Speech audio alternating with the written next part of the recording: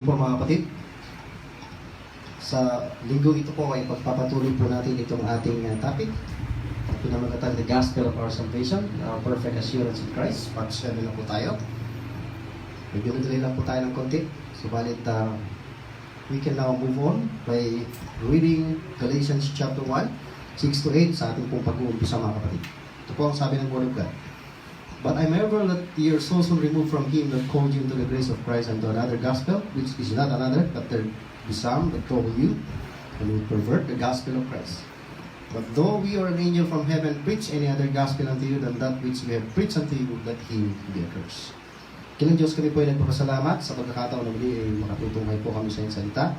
Thank you for the light of your word, the truths of your word. Make me, Lord, na kami mapatibay, mapatatag, at maluwalhati ka rin po sa aming mga ginagawang pag-aaral. Salamat po sa bawat isang nakikibahagi sa Bible study ito. Mga aming dalangin, salamat sa pangalan ng Panginoon Kristo. Amen. Okay, sana po natin. Noong nakaraan ay tumalakay po tayo ng ilang mga mahahalagang paksa o mga bagay na may kaugnayan sa ating paksa tungkol sa tinatawag na perversions o corruption nangyayari o twisting, distortion ng gospel of Christ, ng gospel of salvation. At nakita natin na yung gospel of Christ sa panahon ng mga taga-Galacia, mga kapatid, ay perverted dahil hinahaluan po nila ng law. So they are mixing it with law. Kung tutuusin, kung naintindihan lamang po ng mga taga-Galacia at ng mga first century believers, members of the body of Christ, yung dahilan, yung purpose kung bakit ibinigay ng Diyos ang kautusan, hindi po ito sasalungat sa tinatawag na gospel of Christ or gospel of salvation. So mismong ang kautusan ang nagsasabi na kailangan natin ng Panginoon Kristo upang matamo natin yung tinatawag na justification by faith, yung pagpapaging matuwid ng Diyos sa pamamagitan ng pananampalataya na iwalay sa mga gawa. So nakita natin na pwede palang i-twist, pwede palang i-pervert, pwede palang ang gospel of Christ ay mahaluan, ma-adulterate mga kapatid at mawawalan na po ng bisa sa pamamagitan ng maling aral. Kahit nasa Bible pa po, mixing other gospels with the gospel of Christ today, na hindi naman po yung talagang nilalaman ng gospel of Christ ay pwedeng makasira at mawalan ng bisa ang gospel of salvation na dinisign ng Diyos sa pagliligtas ng isang katauhan sa bawat isang sumasampalataya. Ngayon naman po ay tatalakayin natin yung mga perversions of the gospel of Christ na kung saan ginagamit po yung mga cliché na tinatawag o yung mga misstatements na kadalasan nangyayari na ginagamit po ng maraming preachers kagaya ko po noong una mga kapatid. Nung hindi ko pa po alam kung ano po ang tunay na gospel na nakapagliligtas ngayon dahil hindi naman po ako agad-agad na convert sa pag-aaral ng Word of God rightly divided, kundi galing po ako sa iba't ibang denomination na kung saan hindi nagtuturo o nag-observe ng right division ng Word of God. So, ito po yung mga tatalakayan natin ngayon. Ano po yung mga ginagamit na expression o mga clichés o misstatements iniuugnay sa gospel of Christ na kung saan nagkakaroon nga po ng perversion, nagkakaroon ng mixing, nahahaluan po. Okay, tuloy po natin. Ang cliché, ang word na cliché, mga kapatid, ibig sabihin po niyan ay grupo ng mga salita, a phrase or expression that has been used so often, madalas na ginagamit po, pero hindi na po siya original or interesting. So, sa dami po ng mga mangangaral ngayon at mga tinatawag na evangelists, preachers, pastors, gumagamit po sila nitong mga salitang ito, mga phrase, mga palamuti, sabihin po natin ganoon sa pangangaral, upang umapila sa kanilang mga tagapakinig, lalo na sa emotion. At kadalasan mga kapatid, hindi na po yung original wordings ng gospel of Christ ang nagagamit, kundi yung man-made expressions na po. Yan yung ibig sabihin po ng cliché. Okay. Hindi po natin. Okay. So, ito yung unang gospel cliché o misstatements na ginagamit po ng marami sa presentation ng gospel of salvation, mga kapatid, sa kanilang mga hearers, ng mga preachers sa mga hearers. Okay? Ito yung una, give your heart and life to the Lord. So, madalas po nating marinig yan, ako ginagamit ko rin po yan ng una. Bigay mo ang iyong puso at ang iyong buhay sa Panginoon. Okay, tignan po natin kung ito po ba ay naayon po sa gospel of the grace of God or gospel of salvation.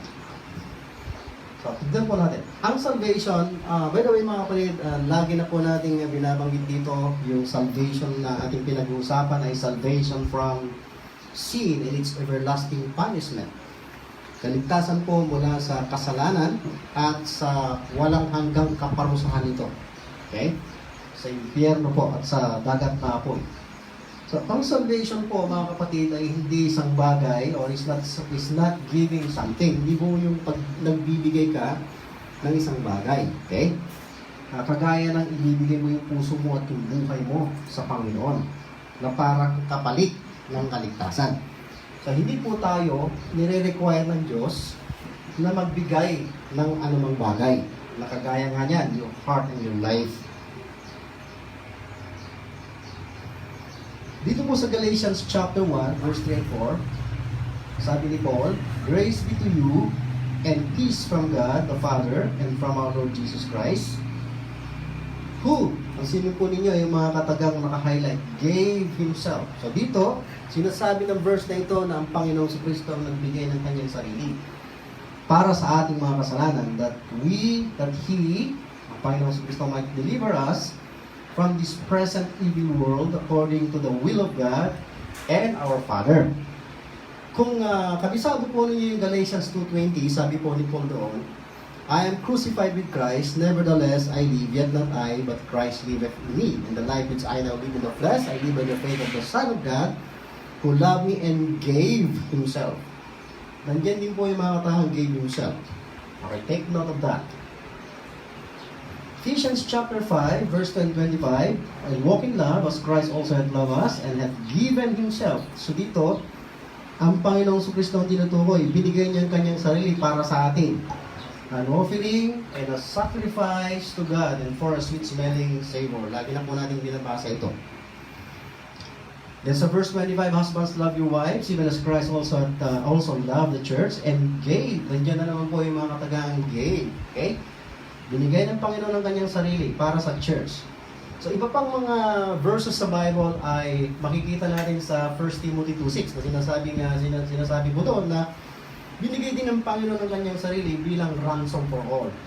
Ganon din ang sinasabi ng Titus. Ito'y tumutukoy sa pagbibigay ng Panginoong Kristo ng Kanyang sarili upang tubusin tayo sa lahat ng kalikuan. Yan po. Okay, so when we got saved, nung tayo po ay maligtas mga kapatid, God has freely given us. Pinagkalooban po tayo ng libre ng Diyos. Take note, freely given us lahat ng bagay kay Kristo. So, hindi lamang po salvation from sin and its penalty, hindi lang po salvation from hell and the lake of fire, okay? Yung ating tinanggap na kaligtasan mula doon, kundi kalakip ng kaligtasan na ibinigay ng Diyos sa atin, buhay na walang hanggan, justification na tinatawag, sanctification at marami pang iba, yan na po, binigay po ang lahat ng bagay ng libre. So, hindi po yan tumututok sa mga material na bagay. Medyo sandali na po. Okay na yan po yan. Mukhang nag-crack na. Okay. So, gamit po kasi tayo dito ng green light, medyo bumaluktot na po ng konti. Tama na yan kuya, huwag na masyadong i-adjust. Kasi nasira na po yata. Okay. When we got saved, God has freely given us all things in Christ. Yan po yung sinasabi ng verse na yan. Kung kaya nyo po, kahit yung context niya, makikita nyo kung ano yung mga bagay na ibinigay ng Diyos ng walang bayad. Okay.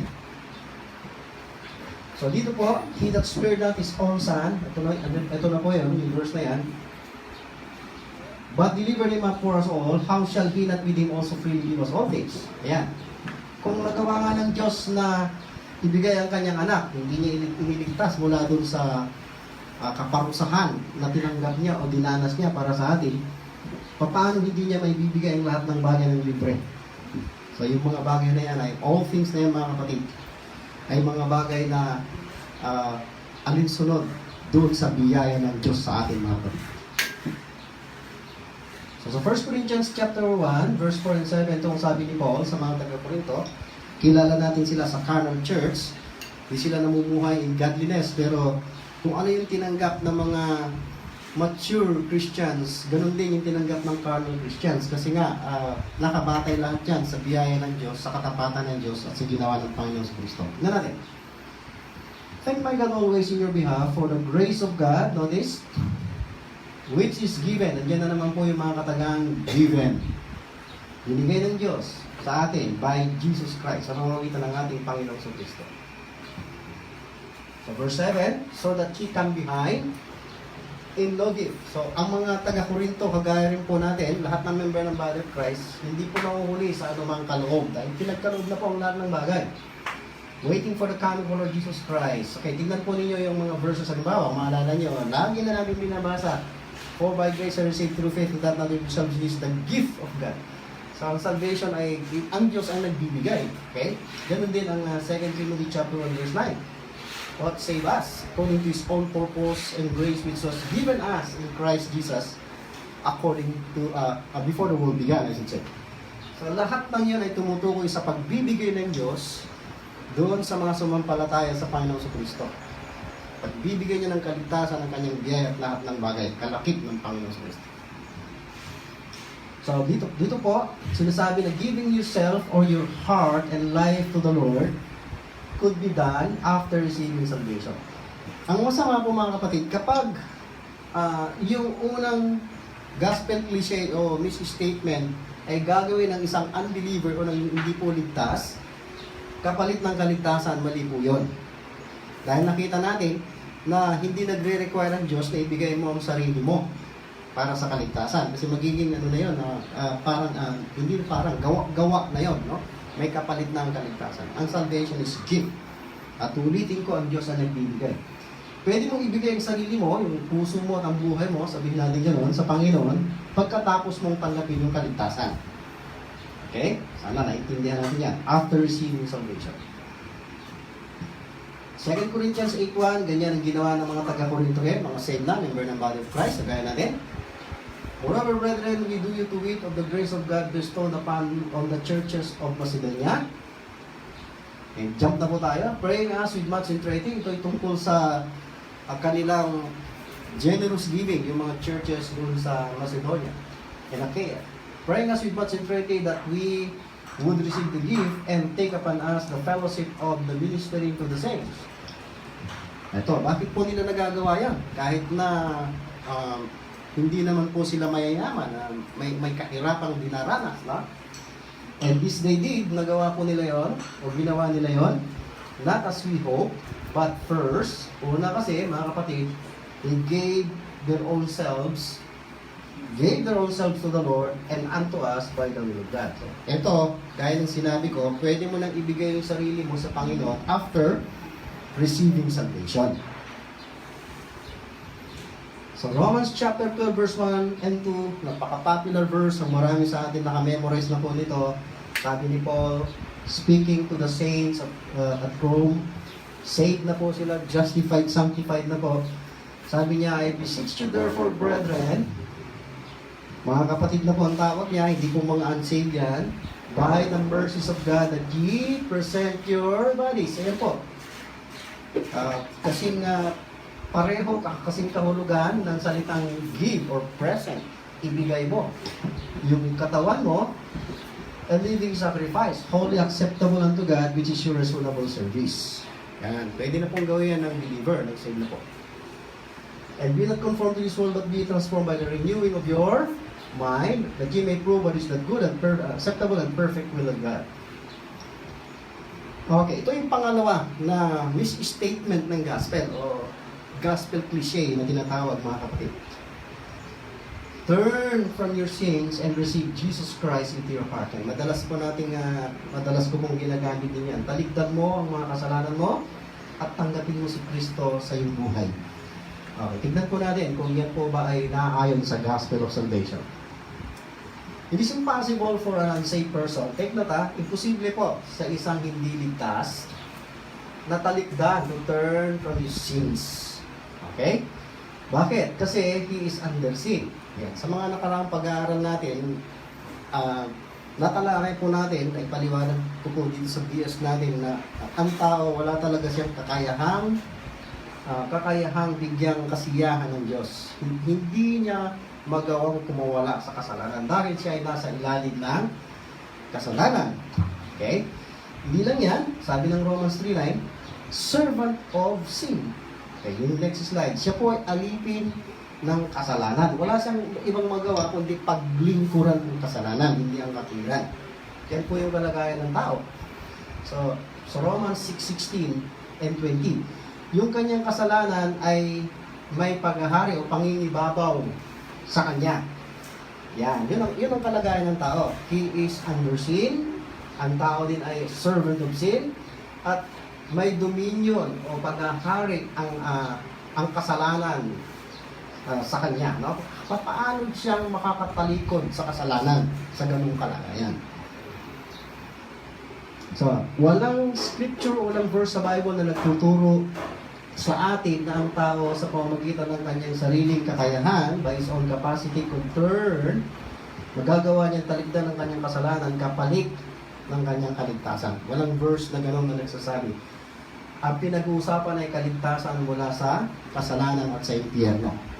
Yung iba, ginagamit nilang mga verse ng ilang mga preachers out of context, yung iba hindi ayon sa dispensation and application. Kaya ang ginagamit nila is logic na lang. Yung ginagamitan na lang ng talino para makumbinsi yung tao, pero yung totoong meaning ng scripture, hindi po lumilitaw. Sa mga susunod, tatalakayin din po natin yung mga verses na kumokontra sa salvation by grace through faith.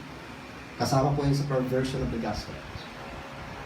1 Thessalonians 1:8 and 9, sabi ni Paul, for from you, sa mga taga-Thessalonica, mga believers din, saved na rin po, sounded out the word of the Lord, not only in Macedonia and Achaia, but also in every place your faith to God's word is spread abroad, so that we need not to speak anything. For they themselves show us what manner of entering in we had unto you, and how you turn to God from idols to serve the living and true God. So dito, take note. May binabanggit si Paul na itong mga taga-Thessalonica, nung marinig nilang gospel, ang nangyari is, hindi po yung they turn from their sins. Kundi, ang sabi ng Bible, they turn to God from idols, mga Diyos-Diyosan, to serve upang paglingkuran ng buhay at ang totoong Diyos. Take note dito, yung mga katagang turn to God from idols. So, itong mga taga-Thessalonica, mga believers na po sila, saints na po sila, for emphasis once again, turn to God from idols. Yan, pinagit kanina doon. Hindi po ganito ang nangyari. Hindi po yung not turn from idols to God. So doon sa turn from your sins to God, receive Jesus Christ, religious belief po yun, o isang paniniwala ng isang taong hindi niya matanggap yung kanyang kalagayan na walang kakayahan upang ligtas ang kanyang sarili.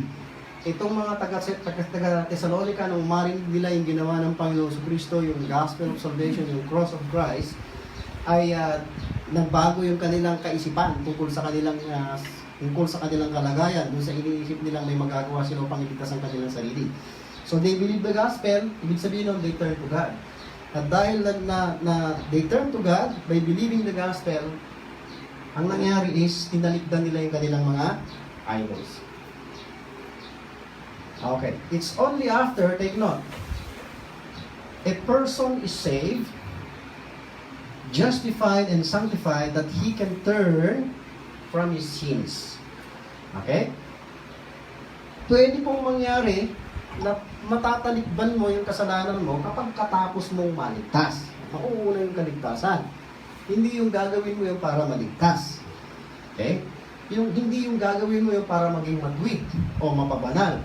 Kailangan mo talagang paniwalaan ang gospel of Christ muna. Maintindihan yung ginawa ng Panginoon.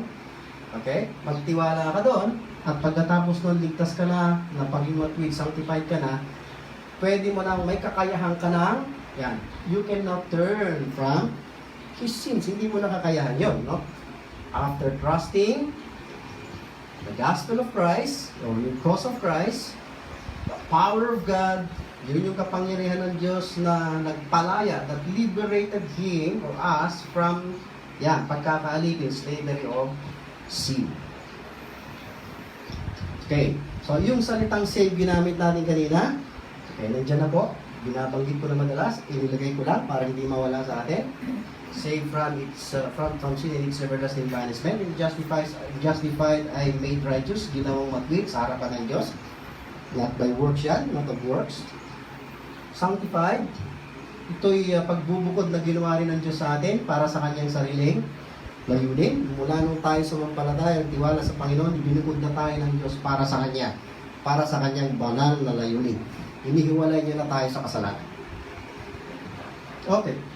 So, ito yung sinasabi ng 1 Corinthians 1:20-24 and 30. Dito ko na po kinuha yung mga verse na ginamit ko kanina o yung mga salitang ginamit ko kanina. But we preach Christ crucified. So, nandiyan yung gospel. The preaching of the cross. Unto the Jews a stumbling block, and unto the Greeks foolishness. But unto them which are called, actually, yung mga believers tinawag. Lahat tayo ay tinatawag na the called of Jesus Christ by the gospel of Christ. Both Jews and Greeks, Christ. Sino daw si Christ sa atin? Power of God. And the wisdom of God. Siya din yung wisdom natin, o pagmuna natin. But of Him, jump na po tayo sa verse 30 to same time. Ye, mga believers ulit, in Christ, like in Christ na po yan, hindi outside Christ, who of God is made unto us, sino daw si Christ? Wisdom, sa atin, righteousness, katwiran, sanctification, kabanalan o pagbubukod, para sa kabanalan, katubusan. Ano pa? Sabi ng verse 11 ng chapter 6, tumungo tayo sa isang chapter ulit. Ito ay pagbabalik tanaw sa kalagayan ng mga Korinto noong una, and then pagkatapos nilang sumampalataya. Okay? Ito yung nangyari after trusting Christ. And such were some of you. Yung binabanggit dito na were some, past tense, yung nakaraan nila, yung dati nilang kalagayan bago sila sumampalataya. Sa verse 10 po yun. Nandyan po yung kanilang mga pamumuhay natin, kalagayan. Fornicators sila, idolaters sila, adulterers, etc. Madami dyan sa verse 9 and 10. Pero ano nangyari after believing? Ganun pa rin ba yung kalagayan nila? Look, but ye are washed. Nahugasan na po mula sa karumihan. Lahat ng karumihan, lahat ng kasalanan, no? Ye are sanctified. Binukod na po sila ng Diyos para sa kanyang banal na ngayon, no? Then, justified. But you're justified. Ginawang matwid. Dati ay di po. Okay? Ginawang matuwid na po. In the name, sa pangalan ng Panginoon Kristo, and by the Spirit of our God. Of course, hindi pwedeng hiwalay yung cross of Christ yan. In the name or in the authority of the Lord Jesus, dahil may ginawa siya para sa atin. Okay, so kung maaari, may time po kayo mga kapatid, ay bigyan po ninyo ng pag-aralan ang Romans chapter 6, chapter 8. Nandyan po yung detailed or fuller understanding of our salvation. Maganda po yung book of Romans. Justification, nandyan din. O yung sanctification natin kay Kristo.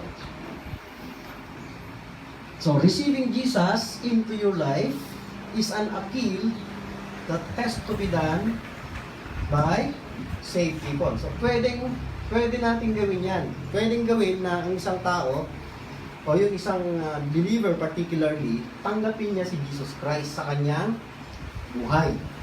Hindi po para sa kaligtasan. Mamaya, titignan natin yung verse. So yung receiving Christ ay hindi masama kung sa believer mo i-apply. Pero kung saan believer, kapalit ng kaligtasan, mali. Adulterated na yung gospel. Hindi po ganun yung gospel of salvation na yan. Sana maunawaan po natin yan. So Colossians 2:5 and 7, muli itong mga sinusulatan ni Paul dito ay mga saved na po. Hindi po siya nag-evangelize. Sumampalataya na po sila, redeemed na po sila, justified na, sanctified na itong mga taga-Colosas. And then sumulat si Paul, sabi niya, for though I be absent in the flesh, yet am I with you in the spirit. joying and beholding your order, and the steadfastness of your faith in Christ. So, faith in action, of course, sa daily life natin, we need to live by faith according to the Word of God. Okay, take note of that. As ye have therefore received Christ Jesus, the Lord. Notice na itong mga taga-Kolosas, sabi ni Paul, tinanggap. Tinanggap nila si Christ Jesus. Tingnan po ninyo mabuti. Hindi po sinabing tinanggap si Jesus Christ as Savior, kundi the Lord. Ang issue ay Lordship. Kailangan nating tanggapin si Jesus Christ as Lord, kung believer ka na, saved ka na, upang makalakad ka. Walk ye in Him. It's only through understanding and knowing who you are in Him, okay, believing Christ by faith, or receiving Christ by faith, I should say, in your heart, or in your life, okay, na makakalakad ka in godliness, mga kapatid. Dahil may kakayahan ka na. Hindi kayang gawin yan ng unbeliever. Lordship ang issue sa receiving, hindi po salvation. Okay. Next verse is rooted, continuation, and built up in Him, and established in the faith as ye have been taught, abounding therein with thanksgiving. Okay, so, dito sa gospel cliche na ito, or misstatement na ginagamit ng maraming preachers or evangelists, may issue din po ng repentance. Okay? Repentance is also associated with this expression. Yung kaninang kalawa, mga kapatid, ng gospel cliche. So, repentance, gaya ng ating mga tinatalakay na, is a change of mind and attitude. So, may kaugnayan sa mind and attitude, pag-uugali. Okay? Ang issue ng repentance. Okay? Yan ay pagbabago ng pag-iisip mula sa isang bagay, from one thing to another thing. Hindi po yan, it is not turning from one's wrongdoing. Okay? Ang repentance ay hindi yung pagtalikod sa isang maling ginagawa mo at gagawin mo kung ano yung tama. Kagaya ng kanina, kapalit ng kaligtasan. Baguhin mo sarili mo para tanggapin ka raw ng Diyos. Hindi po gano'n ang repentance. As in doing evil works before, doing good works after. Works na po yan. Okay? Babalik na po sa works. Gospel of works, hindi na po gospel of grace. So sa Genesis 6, 5, and 6, kung sasabihin po natin na ang repentance is pagbabago ng pag-uugali mula sa masamang ginagawa tungo sa mabuting gagawin para maligtas, magiging problema po natin to dahil ang Diyos mismo ay nag-repent. Tignan natin. God saw that the wickedness of men was great in the earth, and that every imagination of the thoughts of his heart was only evil continually. Ganyan po yung kalagayan ng tao noon bago yung flood. At ano nangyari? It repented the Lord. So, nag-repent ang Panginoon. Repented the Lord that He had made man on the earth, and it grieved Him at His heart. So kung halimbawa ang repentance po ay pagbabago ng pag-uugali mula sa pagbabago ng asal mula sa masamang gawain tungo sa mabuting gawain, ibig sabihin niya ng Diyos ay gumawa siya ng masama, nakagawa siya ng masama, hindi nagbago siya. Gumawa siya ng mabuti. Hindi po gano'n. Ulitin ko na po, ang repentance is a change of mind. A change from something, one thing to another thing. At hindi naman po masama yung ginawa ng Diyos. Everything that God created mula sa simula, sa Genesis 1 is good, very good. Paglikha na niya ng tao, good, very good. Pati yung purpose, good, very good. Kaya lang ang tao ang nahiwalay, nawalay. Ang tao ang may pagkakamali, hindi po ang Diyos. Okay. Remember that nothing is evil or nothing evil is taught, na hindi po nag-isip ang Diyos ng alinmang masama, against po sa nature niyan. Okay? Hindi rin siya gumawa, no? Sapagkat siya ay banal, just, righteous God, marami po pong iba't ibang katangian ng Diyos na kontra sa lungat sa paggawa ng kasalanan o pag-iisip ng kasalanan o masama. Sa Matthew chapter 3, 1 and 2, ginamit din po yung word na repent. Tingnan natin. So ito ay sa panahon ng ministry ni John the Baptist bago ang Panginoon si Cristo. Sabi dito, in those days came John the Baptist, preaching the wilderness of Judea, verse 2, and saying, yan, repent. Sa mga kababayan niyang Hudyo. Nadrasan ay nation of Israel, mga kapatid. They are called to repentance by John the Baptist, isa pong propeta. Repent ye for the kingdom of heaven is at hand. Nagkaroon po tayo ng pagtalakay dito the other week or last week, hindi ako nagkakamali. Next week. Then, but when he saw many of the Pharisees, so ito po yung mga bumubuong grupo sa Israel. Meron po kasing tatlong grupo diyan. Yung grupo ng mga religious leaders, Pharisees, Sadducees. Okay? At yung grupo din ng little flock, mga believers, at meron ding multitude. Itong mga Pharisees, Sadducees, lawyers, kung ano-ano pa, high priest yan. Sila po yung mga kontrabida. Sila po yung mga nag-uupos sa Panginoon. Okay? Yeah. But when he saw many of the Pharisees, nakita ni John the Baptist, come to his baptism, ano sabi ni John sa kanila? O generation, o mga lahi ng mga ulupo. Yan. Yan yung grupo ng mga religious leaders sa Israel. Sinasabi ko. Who hath warned you to flee from the wrath to come? Bring forth therefore fruits meet for repentance. Ang problema ng mga ito, hindi talaga nila binabago kayo yung kanilang pag-iisip. Walang makikitang bunga dahil they keep on rejecting John the Baptist and the message of John the Baptist. Walang totoong repentance sa kanila. Kaya wala rin makikitang bunga. Mangyayari yan kapag may repentance, change of mind. Okay? Tungkol sa message na ipinipreach ni John the Baptist. Makikita nila yung sarili nila na wala sa katotohanan, and then they will believe God through John the Baptist. Okay. Next. So, mga generation of vipers. Sa Luke chapter 7, sa isang okasyon muli ay may encounter itong mga religious leaders kay John the Baptist. At ito ang sabi ng verse 9, and all the people that heard him and the publicans. So, yan yung multitude sa grupo na bumubuo sa Israel during that time. At mabuti pa itong mga ito, nung marinig nila, si John the Baptist, mga publicans, mga kilalang masasama, kurakot, okay, sa bansang Israel, they justified God. Ibig sabihin, nagkaroon ng repentance. Yung pag-iisip nila, yung iniisip nilang mali, okay, tungkol sa Diyos, at yung iniisip nilang tama tungkol sa kanilang sarili, binago nila, kaya they justified God. Sinasabi nilang tama ka, O Diyos, tama ka Panginoon, matuwid ka, no? They justified God. At dahil doon, nagpabaptize sila. They believe the gospel of John, okay, they repented and change of mind, okay, they were baptized with the baptism of John. Pero paano yung mga leaders? Tingnan natin, verse 30. Religious leaders. But the Pharisees and lawyers rejected. Yan yung response nila. That means hindi sila nag-repent. They did not change their mind. Okay? And attitude. They did not, the verse says, the Pharisees and lawyers rejected the counsel of God. Hindi naman si John the Baptist ang nireject lang nila. Yung kapayuhan ng Diyos against themselves. Being not, yan yung problema, not baptized of Him. But hindi sila binautismuhan. They don't believe.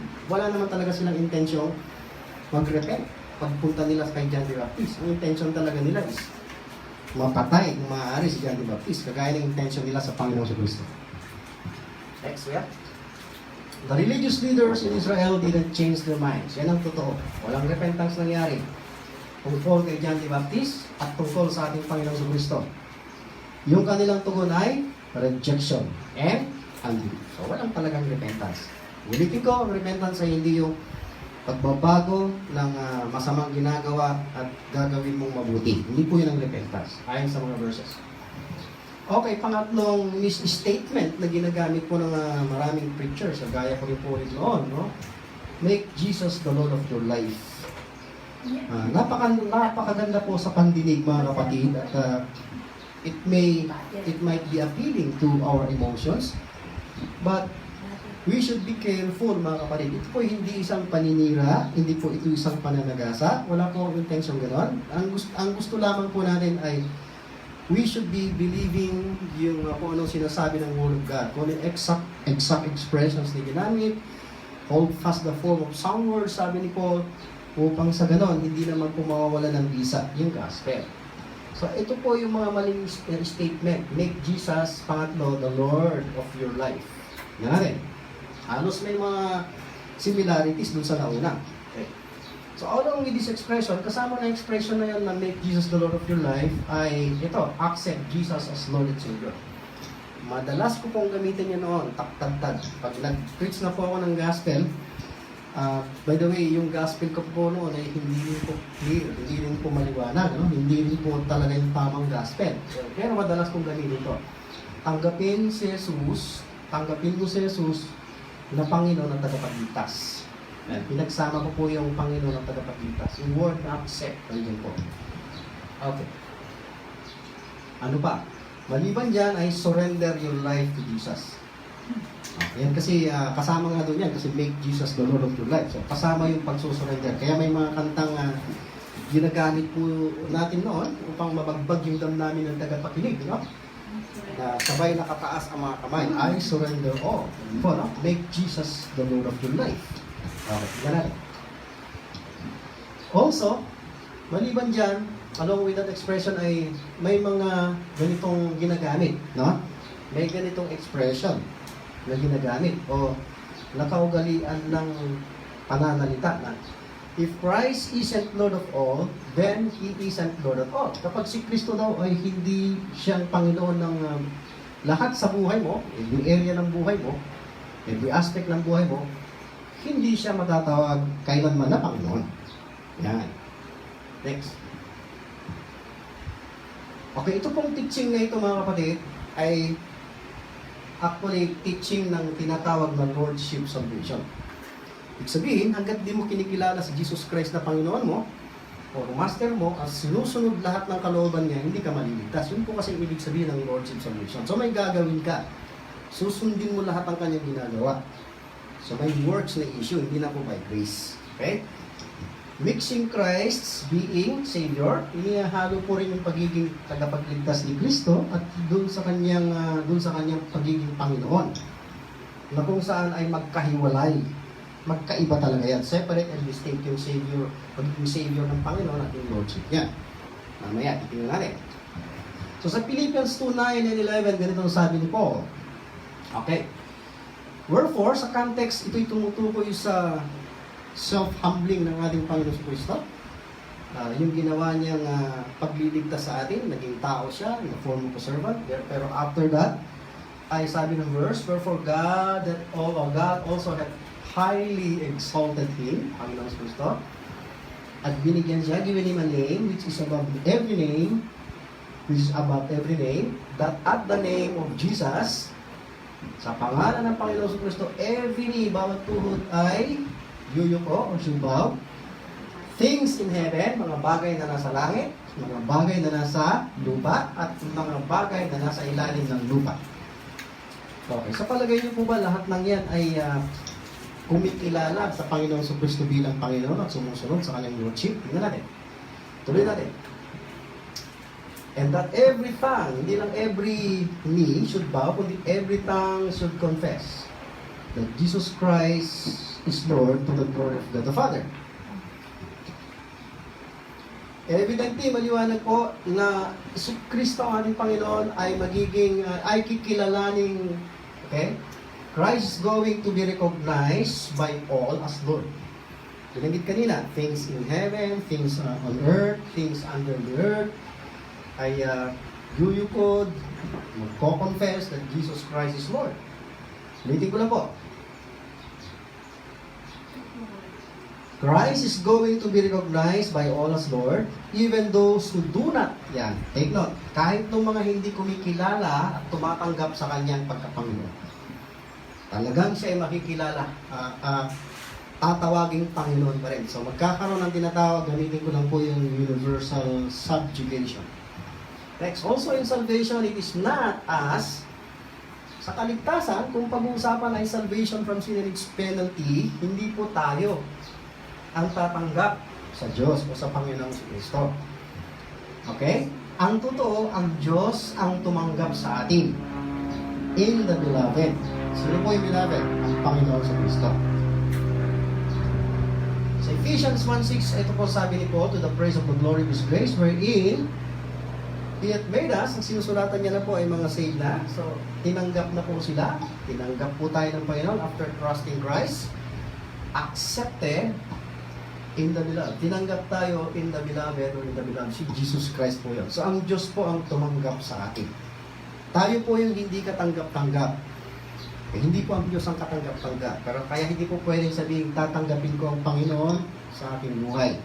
Tayo po ang tinanggap ng Diyos through Jesus Christ. So, ika-apat na mission statement, ito po ang invite Jesus into your heart. Halos may similarities pero madalas din po kasi gamitin. Imbitahan mo ang Panginoong Kristo sa iyong puso.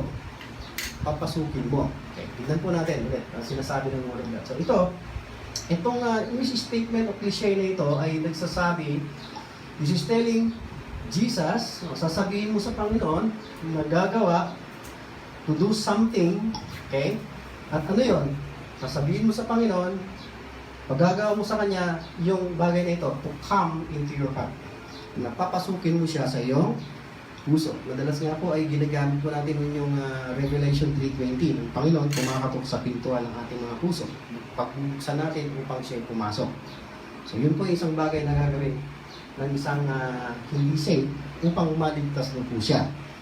Okay, wala po tayong time para talakayin Revelation 3:20 siguro sa mga susunod. Pero may konteksto po yun mga kapatid. Hindi po pwedeng gamitin out of context. Tuloy po natin. Along with this is the repeat after me prayer. So pagkatapos na mag-preach ng isang preacher o pagkatapos ko mag-preach noon, sabihin ko sa nakikinig na sundin mo yung panalangin ko. Sumunod ka sa akin. Okay? Bilang pagtanggap sa Panginoon na manalangin ka, kasunod ko. Ano gano'n po? Okay, tinatawag po nating prayer of acceptance yan. O kaya naman ay sinner's prayer, yung panalangin ng isang makasalanan para maligtas. So, kailangan mo mag-pray kahit na hindi ka paligtas, upang maligtas. So, parang lumalabas na salvation is by prayer, no? Parang gano'n, no? O what is called yung altar call. Yung papupuntahin ka mo doon sa harapan, tatawagin ka ng preacher, at pagka pumunta ka doon, ibig sabihin naniwala ka. Kapag hindi, maaaring isipin hindi ka naniwala. O kaya patatayuin ka. Kung hindi ka tumayo, maaaring hindi ka naniniwala. Ang kaligtasan po mga kapatid ay response by faith sa kalooban ng isang tao doon sa narinig niyang gospel. Kahit wala po tayong makitang aksyon, tumayo o altar call o nag-pray, kung nagtiwala po siya sa Panginoong Kristo, naintindihan niya ang gospel, maliligtas po siya. Okay. What Christ did, ito yung ginawa ng Panginoon para iligtas tayo. Hindi yung papasok siya sa ating puso. Iimbitahan mo, hindi po gano'n. Sabi ng Bible. What Christ did to save us is that, alam naman natin kung anong ginawa niya.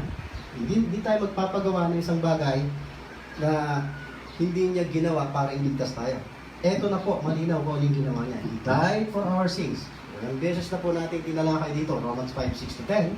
Pakibasa po. Inviting him to come into your heart is not a part. Yung pag-iimbita mo sa kanya na pumasok sa iyong puso, hindi po yung parte. Hindi po parte ng kaligtasan. Magiging works na po yun.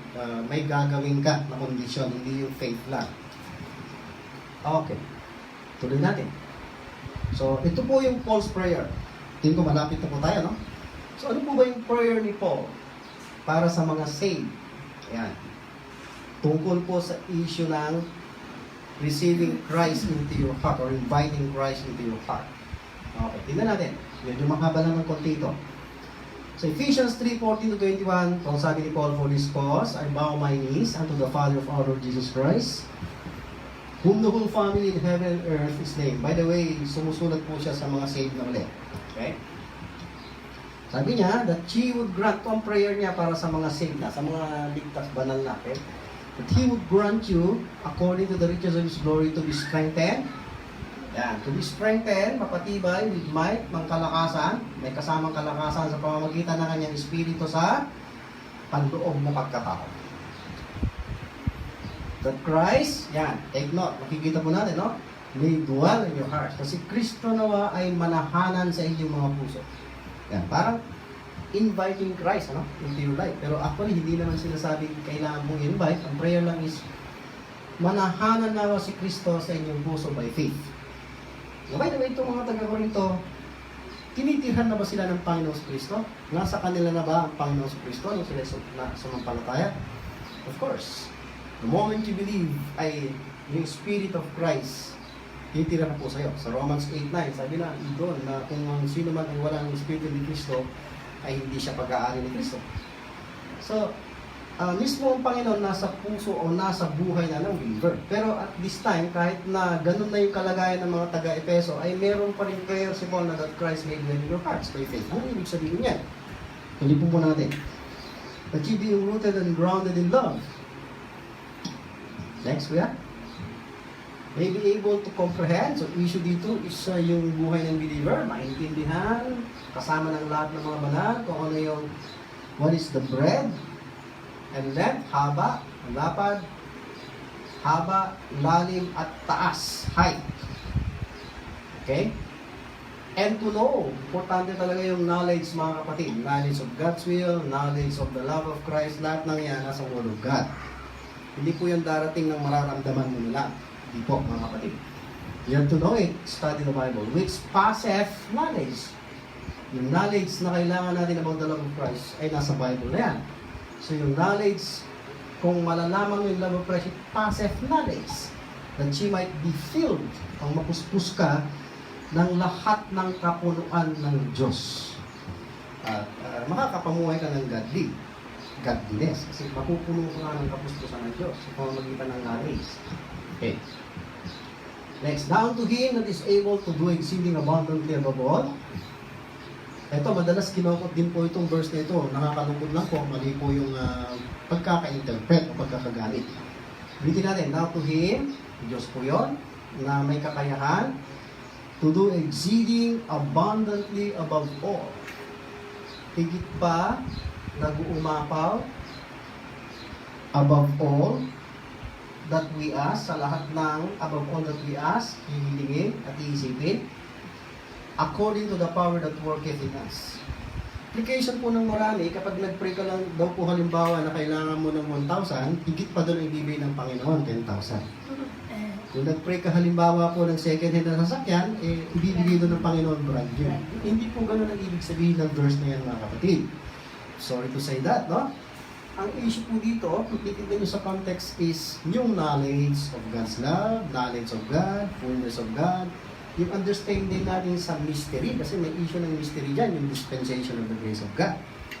Yung plano ng Diyos, yung dispensation of the grace of God, mga kapatid, hindi po naabot. Yung provision ng Diyos sa atin, mga blessings natin, yun yung bagay na ginawa ng Diyos. Na, yun yung tinatawag na exceeding abundantly above all that we ask or think. Hindi po pumasok sa isip ng tao, hindi po pumasok sa puso ng tao, yung mga bagay na inahanda ng Diyos sa atin, higit sa mga material na bagay yon, mga spiritual na bagay yan, mga kapatid.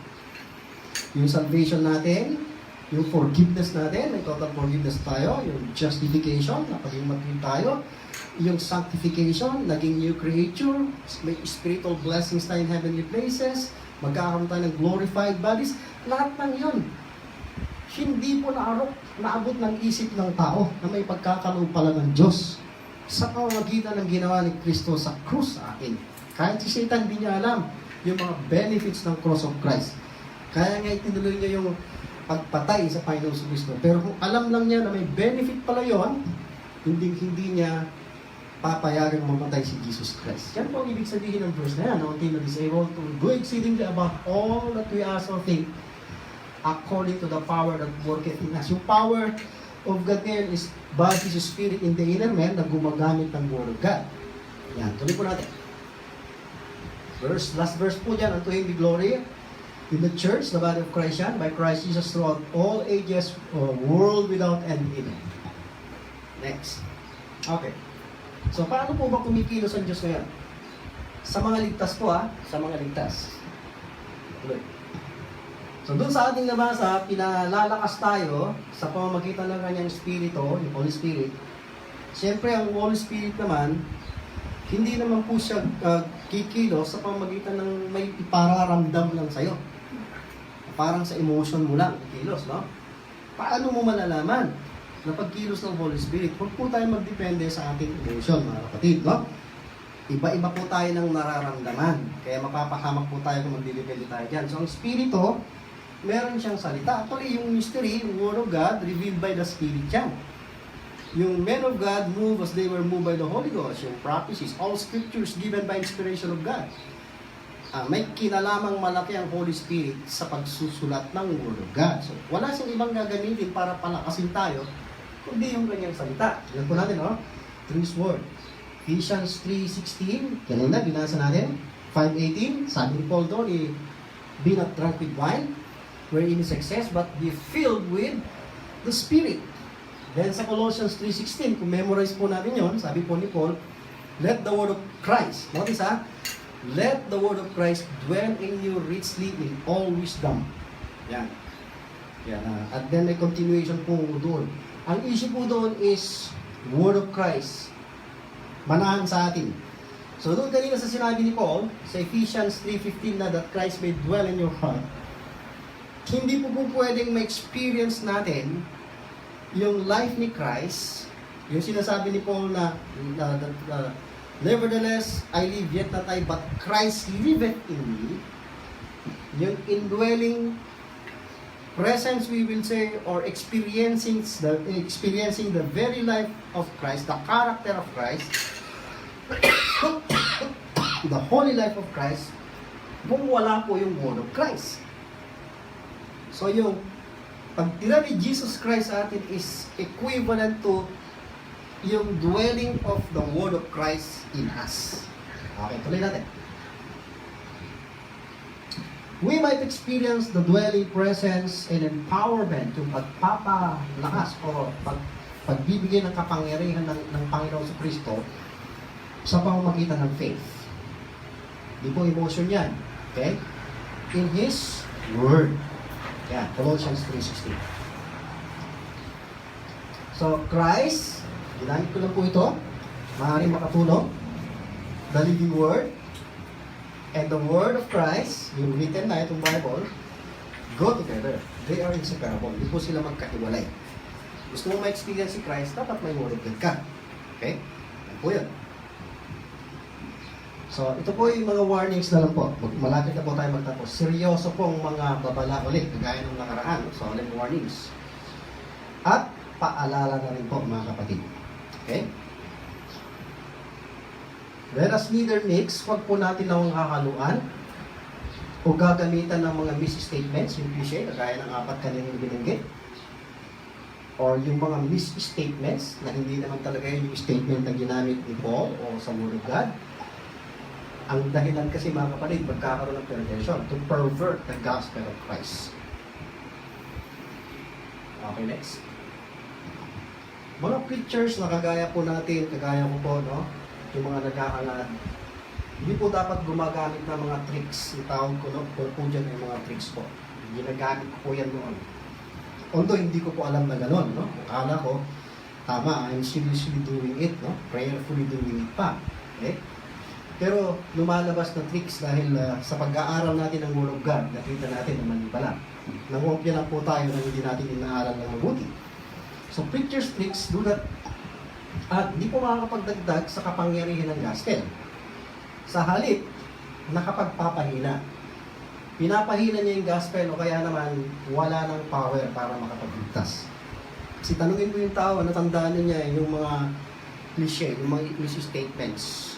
Hindi na po yung sound words, yung mga talagang statement na ginamit sa Word of God. Okay, yung mismo mga words na nasa Bible na ginamit sa presentation ng gospel of salvation. Okay.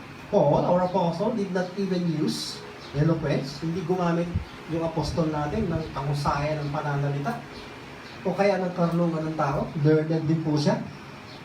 Madulong din kung sa dulong ng tao. Pero hindi niya ginamit yung kahusayan sa pananalita, kung wisdom of men, sa pangangaral. Pinrich po niya ang cross of Christ, kaya nang nararapat kung ano yung sinabi sa kanya, exact words. Nabasa na lang po 1 Corinthians 2:1-5. May panginginig pa nga na nagpe-present si Paul. So wala kang makikitang mainam, humanly speaking. Kung hindi mo paniniwalaan yung Word of God o yung preaching of the cross, hindi ka maliligtas. Kung titignan mo lang si Paul. Next. Let us present the gospel plain. Plain lang. And clear. Kung ano yung mga words na ginamit, yun lang po. Huwag na po natin dadagdagan, huwag nang babawasan. Huwag na po papalamutian. Hayaan po natin yung power of the gospel, kasi power of God's salvation yun, Romans 1:16. Yun na po ang magtrabaho. Siya po ang gagawa. Doon sa puso, sa pag-iisip ng hindi paligtas. Okay? Okay, lastly, in the light of the gospel of Christ, tignan po natin, kung gusto po ninyo basahin yung 2 Corinthians 4:5, maganda po yan, no? In the light of that gospel, or in the light of the context of 2 Corinthians 4:5, na saan tinalakay din po ang gospel of Christ, mga kapatid. Ganito po ang sinasabi ni Paul. For we, si Paul, kasama ng kanyang mga kamanggagawa dyan, si Silas kasama dyan, at si Timothy, preach not ourselves. Hindi po namin pinangaral ang aming sarili. Kung nakakalungkot sa religion, they keep on preaching themselves. I-introduce nila yung sarili nila, i-introduce nila yung organization nila, gaano kalaki, gaano sila karami.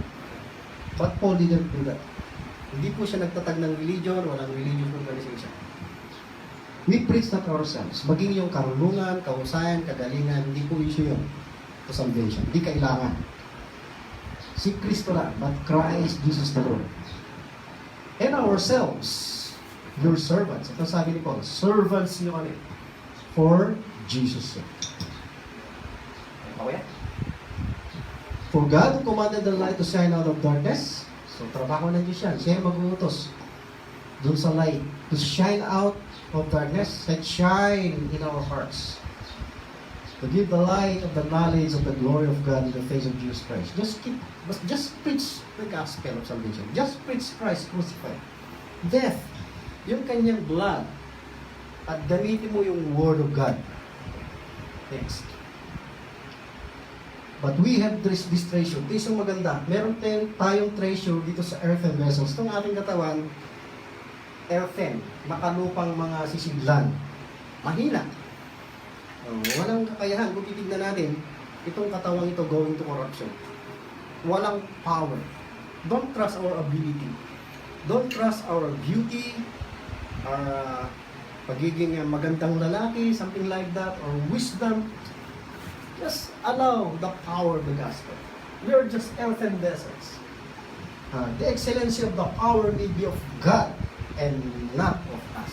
Don't draw people to you because of your eloquence. Yung po sinasabing masama, basta tama yung word na ginagamit mo, Word of God, hindi mawawala yung atensyon ng tao sa gospel, hindi sa'yo ang focus kundi sa gospel lang at sa right words na ginamit mo, that honors God. Okay? Next. Yung ganyan na lang po sa susunod, maaaring ipagpapatuloy natin yung mga iba pang mga nangyayaring corruption, ginagamit na corruption sa gospel of salvation. Grace and peace to everyone. Thank you po. Pray muna tayo sandali. Dakilang Diyos, kami po ay nagpapasalamat sa natapos na pag-aaral namin. Naway nagbigay kami ng kasiyahan at kapurihan sa iyo at nakapagpatibay sa bawat kalooban ng mga mananampalataya. Sa pangalan po ng aming Panginoon Kristo. Amen.